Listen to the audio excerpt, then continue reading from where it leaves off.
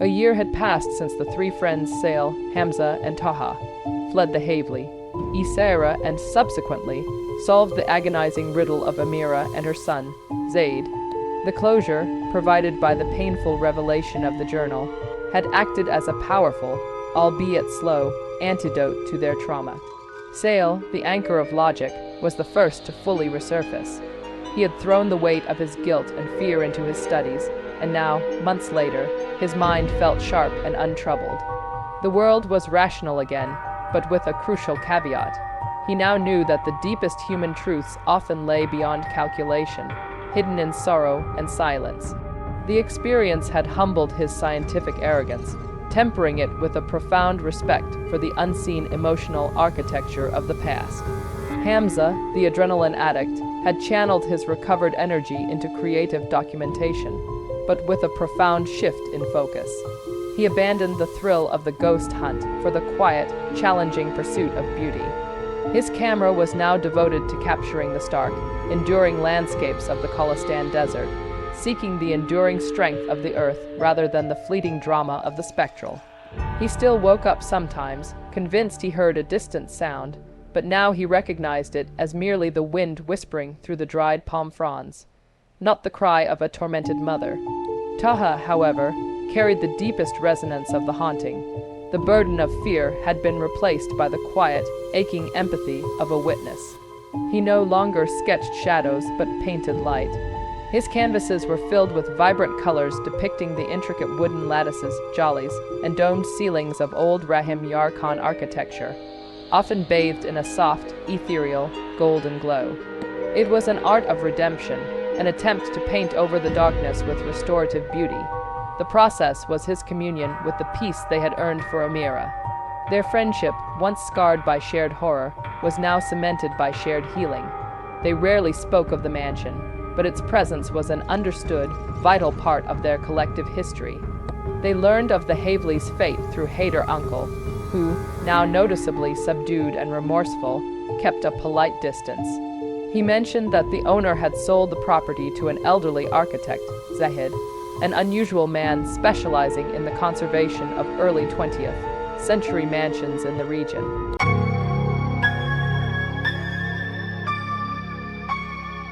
Zahid was indeed an eccentric. Nearing 70, with hands scarred by a lifetime of brick and mortar, he believed that old buildings, like old people, needed dignity, not modernization. His philosophy was that a building retains the emotional energy of its inhabitants, and a true restoration required tending to both the structure and the spirit of the place. When he bought the Havli, Isera, he knew the stories, but saw them as symptoms of a structural failure, not of wood, but of history. Zahid spent the first month simply listening to the house. He didn't bring in crews. He walked the echoing halls alone, feeling the texture of the silence the boys had created. He concluded that Amira's spirit had not been malicious, but fiercely possessive, driven by profound miscommunication and guilt. Her haunting was a desperate, territorial cry for someone to understand the context of her final, tragic act. His work began in the nursery. He didn't tear out the cradle or the music box, recognizing them as sacred, painful artifacts. Instead, he worked to correct the physical neglect that mirrored the emotional collapse. He meticulously replaced the broken window glass, allowing the sun to flood in, banishing the perpetual shadow. He used traditional, breathable lime plasters on the damp walls, letting the structure exhale for the first time in decades. Zahid found the old municipal request for Zaid's burial plot tucked into a brittle, broken wall panel near the fireplace, a subtle nod to the emotional heat of the father's silent grief. This solidified Zahid's belief. The house was cursed by a secret, not a monster. He called Sail after finding the document. "You and your friends did the true work." Zahid told him over the phone, "You released the secret. I am only an artisan of walls and wood. You, young man, were the artisan of truth." Zahid invited them for a final visit, just as the restoration was concluding. The three friends drove out together, the late afternoon light casting long shadows across the desert road, shadows that, for the first time, held no threat.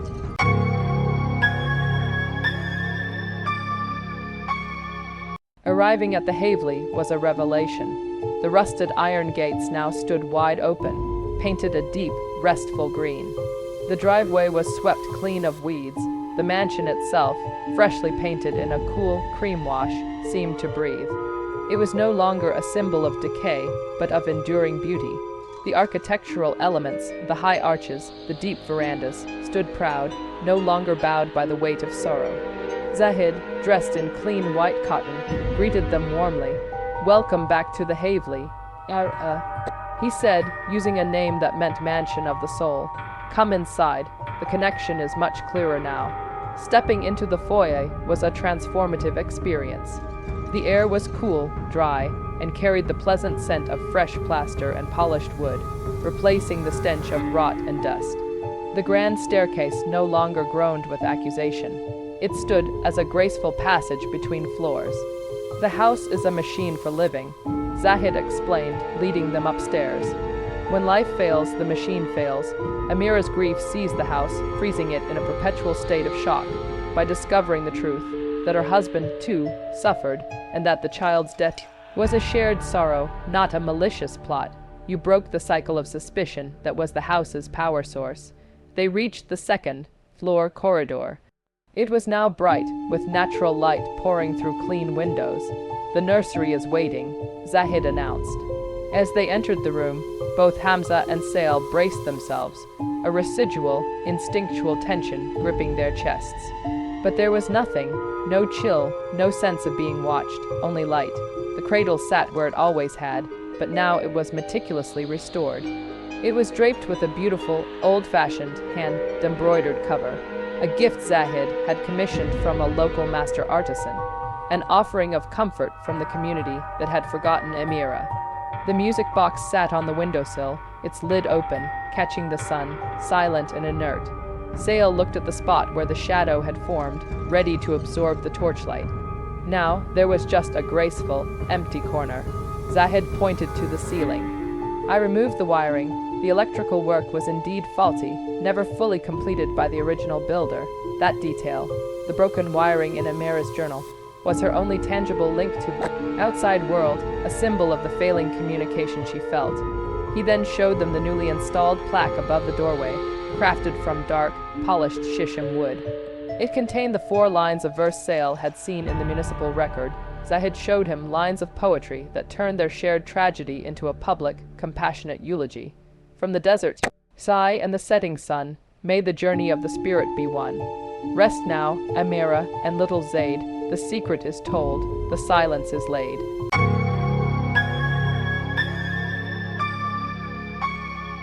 Taha, who had been silent since entering the house, walked forward. He didn't speak the spirit's name. He didn't need to. He simply reached out and gently ran his fingers over the embroidered cover of the cradle.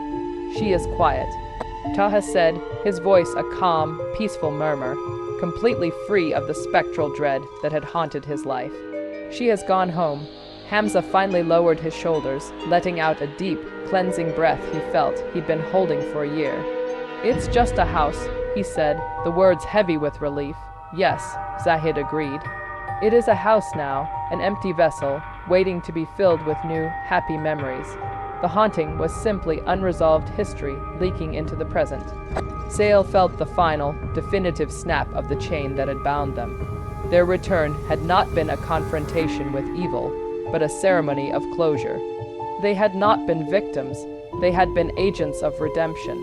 They stood together for a few more moments in the sunlit nursery, witnessing the transformation from a place of unbearable sadness to one of profound peace. They had not vanquished a demon, but granted rest to a heart that was simply broken and alone. As the sun began to dip below the horizon, painting the sky in fiery desert colors, they said their goodbyes to Zahid, leaving him to the quiet solitude of his magnificent, healed mansion. Driving away, they did not look back in fear. They looked ahead towards a future that was clear, bright, and defined not by the terror of the unseen, but by the quiet strength of the truths they had uncovered together in the heart of Rahim Yar. The house, like them, had finally found peace.